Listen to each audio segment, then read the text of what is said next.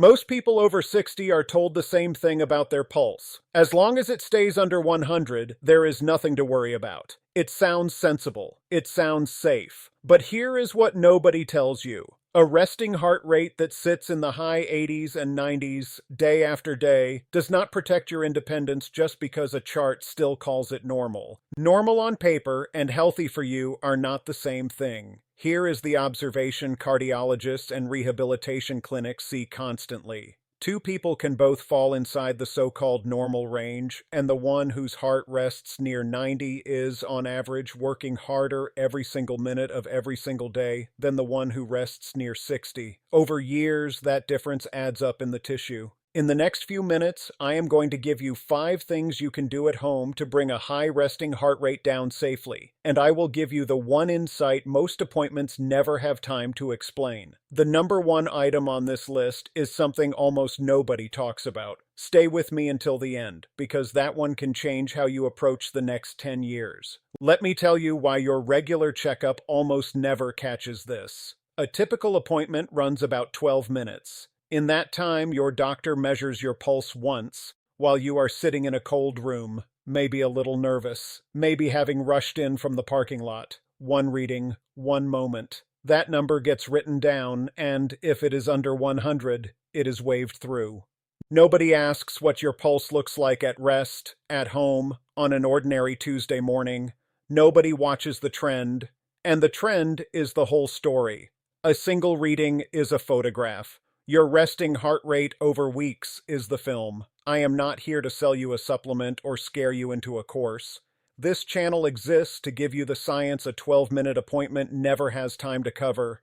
No product, no fear, just the mechanism and the plan. Why does this matter for you specifically? Because a heart that beats faster at rest is a heart doing more work to accomplish the same thing. That is energy spent on standing still. And the things you care about most, rising from a chair without help, carrying groceries up the steps, walking to the mailbox and back without stopping, all of them ride on how much reserve your heart has left over after the resting work is done. So here is my question for you, and I want you to answer it in the comments. What is your resting number in the morning, before coffee, before you stand up, and how old are you? Put it below. It helps more people like you find this. Now, before the countdown, one mechanism. Please do not skip this section. It is the key to everything that follows. Think of your heart as a pump moving water through the whole house. A strong, well-conditioned pump pushes a large amount with each stroke, so it can move all the water it needs with slow, unhurried beats. A weaker, under-conditioned pump moves less with each stroke, so it has to beat faster and faster to keep up. Same water delivered, far more effort. Your resting heart rate is basically the speedometer on that pump. A high number is not the problem itself. It is the warning light telling you the pump is working too hard for the job. If this is already making sense to you, tap the like button so more seniors can find it. Let us begin the countdown at number 5, your daily fluid intake and the blood volume it keeps up. This is the one almost everyone underestimates. Here is the mechanism. Your blood is mostly water. When you drift into even mild dehydration, and older adults drift there easily because the thirst signal fades with age, the volume of fluid in your vessels drops.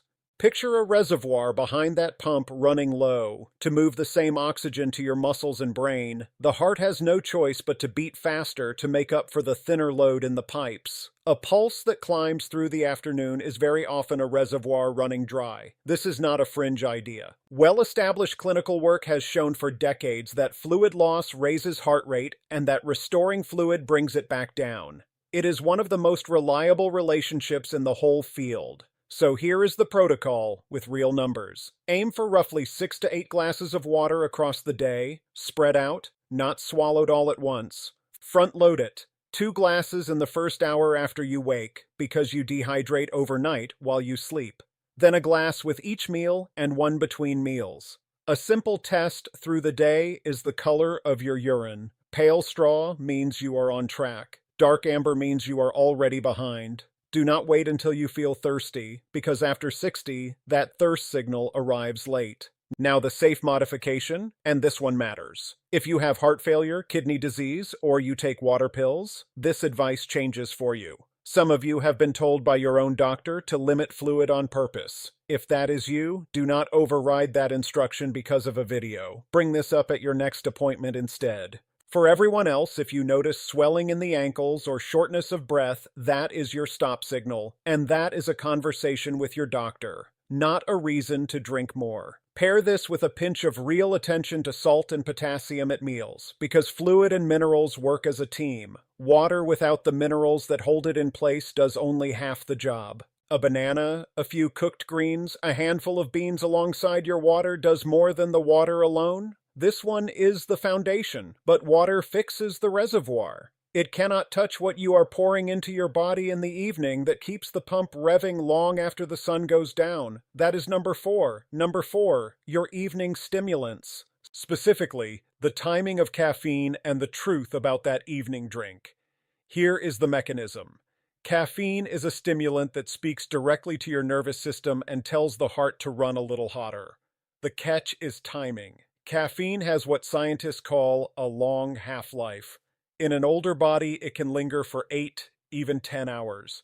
That means the coffee you enjoyed at 3 in the afternoon is still whispering to your heart at 11 at night, holding your resting rate up while you are trying to rest. Think of it as a foot resting lightly on the accelerator that you forgot to lift. Large studies on sleep and heart rate have consistently shown this pattern. Stimulants late in the day keep the overnight heart rate elevated, and the resting rate you wake up with reflects it. So the protocol is simple, and it is about the clock, not deprivation. Keep your coffee and strong tea, but draw a hard line. No caffeine after 2 in the afternoon. None. That gives your body 8 to 10 clear hours to clear it before sleep. If you drink 4 cups a day, do not quit overnight, because that brings headaches. Instead, move 1 cup earlier each week until your last cup lands before that 2 o'clock line. Now, alcohol, honestly. Many people believe a nightcap calms the heart. It does the opposite overnight. As the alcohol wears off in the small hours, it triggers a rebound that speeds the heart and shallows your sleep, which is exactly why you wake at 3 in the morning with your heart thumping. The senior safe move is not necessarily 0. It is timing and amount. Keep it to 1 drink and finish it at least 3 hours before bed, with a glass of water beside it. If you take any heart or blood pressure medication, talk to your doctor before changing your drinking, because alcohol and those drugs interact. Pair these two together because they share a clock. The same rule that clears caffeine by evening also protects the deep sleep that lets your heart drop into its true resting gear. Water and timing quiet the outside noise. But neither one builds the thing that actually sets how slow your heart can beat in the first place. For that, we have to train the machine itself, and that begins with number 3. Number 3, slow, paced breathing, and the calming break it hands you. Here is the mechanism, and it is beautiful once you see it. Running through your body is a nerve called the vagus nerve. Think of it as the brake pedal for your heart. When you breathe slowly, and especially when you make the out-breath longer than the in-breath, you press that brake, and the heart eases off. Most of us over 60 live with a foot hovering over the gas and rarely touch the brake at all. Paced breathing is how you take the brake back. This is well documented. Clinical trials on slow breathing have consistently shown a measurable drop in heart rate during the practice, and with daily repetition, a lower resting rate over time. Here is the protocol, and you can do it in a chair right now. Breathe in gently through your nose for a count of 4, then breathe out slowly through pursed lips for a count of 6. In for 4, out for 6. That longer out breath is the part that presses the brake. Do this for 5 minutes twice a day, once in the morning and once before bed. That is 10 minutes total. Aim for about 6 breaths per minute, which is far slower than your automatic pace.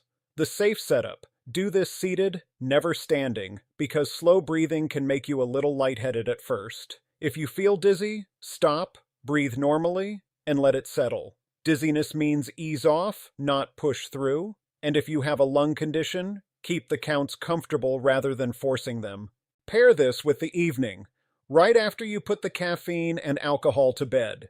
5 minutes of paced breathing as you lie down walks your heart down into sleep instead of letting it race there. The two habits multiply each other. Breathing hands you the brake in the moment, but a brake only helps a machine that has been built strong enough to coast. Building that strength is number two. Number two, strength training twice a week to take the load off your heart. Here is the mechanism, and this is the part almost nobody connects to their pulse. Your muscles are not just for moving, they are a second engine that shares the work with your heart. When your muscles are strong, everyday effort standing from the toilet, lifting a grocery bag, climbing 3 steps, costs your heart far less.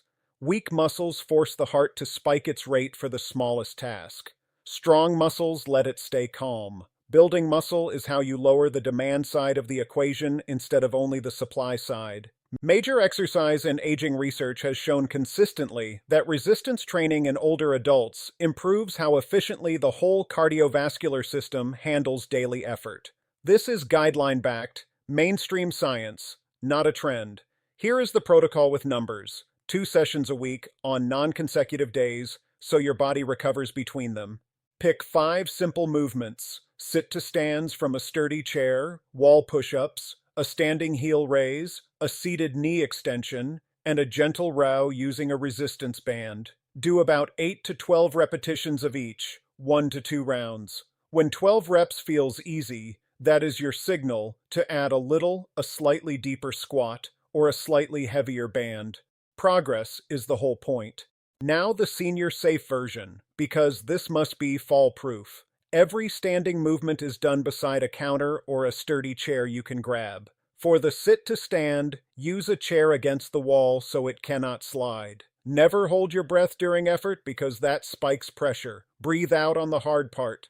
And the stop condition is firm. Sharp pain, chest tightness, or real breathlessness means stop for the day, not push through. If you have a heart condition, clear this with your doctor first. Pair strength with the protein you eat, because muscle cannot be built from exercise alone. Aim for a palm-sized portion of protein at each meal, because the movement is the signal and the protein is the brick. So far, we have quieted the noise, taken the break, and shared the load. But there is one thing that retrains the heart itself to beat slower at its very core, and it is the thing your appointments almost never explain correctly. That is number one. Number one, the crown, and the one almost nobody explains properly. Easy, steady aerobic conditioning, done at the right gentle intensity. You have been told 1,000 times to walk, but here is what nobody tells you. It is not the walking that lowers your resting heart rate. It is the intensity held long enough, often enough, that rebuilds the pump.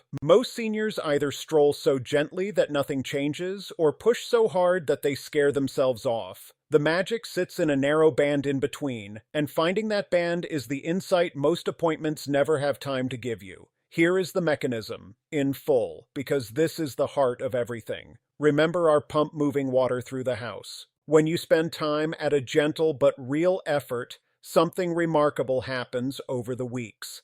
The heart muscle adapts. Its chambers become a little more supple, they fill a little more fully, and with each single beat, the heart pushes out more blood than before. That is called stroke volume. And here is the payoff. When each beat delivers more, the heart needs fewer beats to do the same job.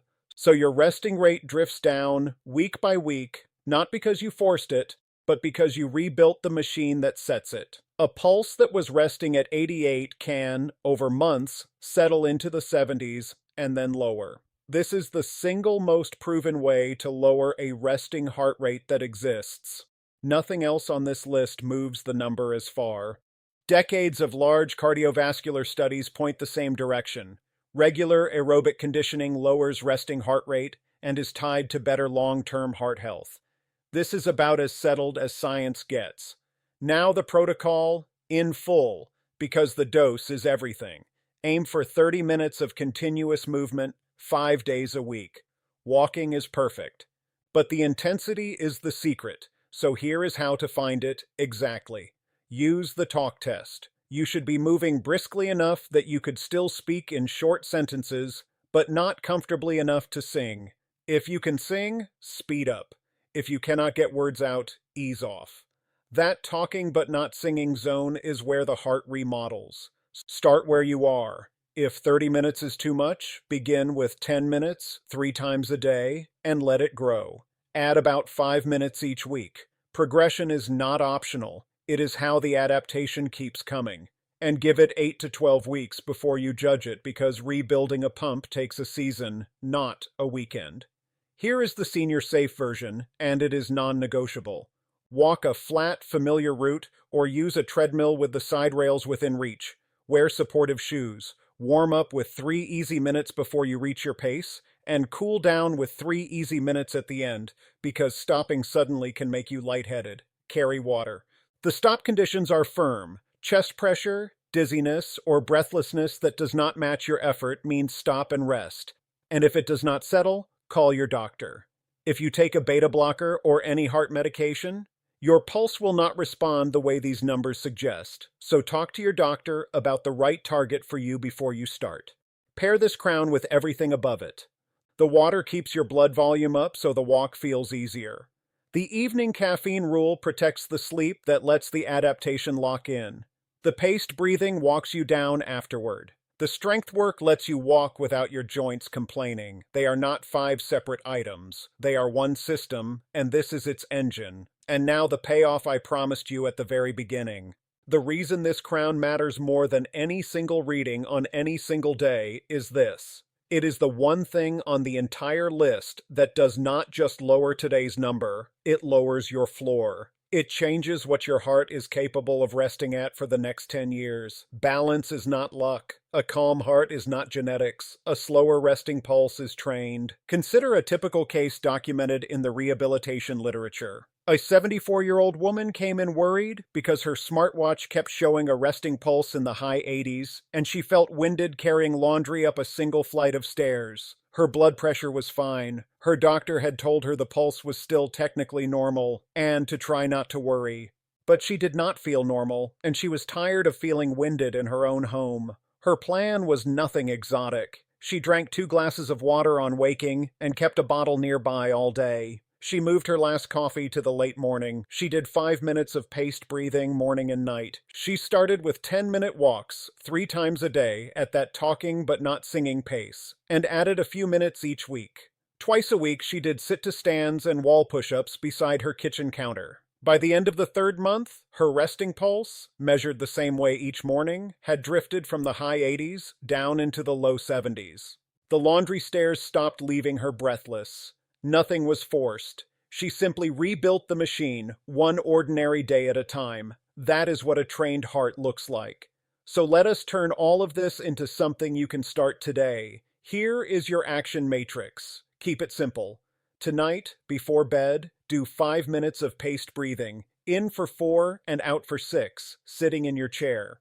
Also tonight, set one rule. No caffeine after 2 in the afternoon starting tomorrow. This week, put 2 glasses of water on your nightstand so they are the first thing you drink each morning. This week, take 1 10-minute walk a day at the talking but not singing pace and add 5 minutes to it next week. And twice this week, do 1 round of 8 to 12 sit-to-stands beside a sturdy chair against the wall, 5 steps, every one of them safe, every one of them free. Now think of someone in your life who has been told their pulse is fine but who tires more easily than they used to, a parent, a partner, a friend. Send this to them. It might be the explanation nobody has taken the 12 minutes to give them. Tell me in the comments which of these 5 you are starting tonight. Your answers decide exactly what I cover next. And if you want the science your appointment never has time for, the real mechanisms behind staying strong and independent, subscribe to this channel because that is the whole mission here. This video is education, not a diagnosis. Your own doctor knows your history, so bring this list to your next appointment. I'm Kenji Vance. Don't forget to subscribe and live longer.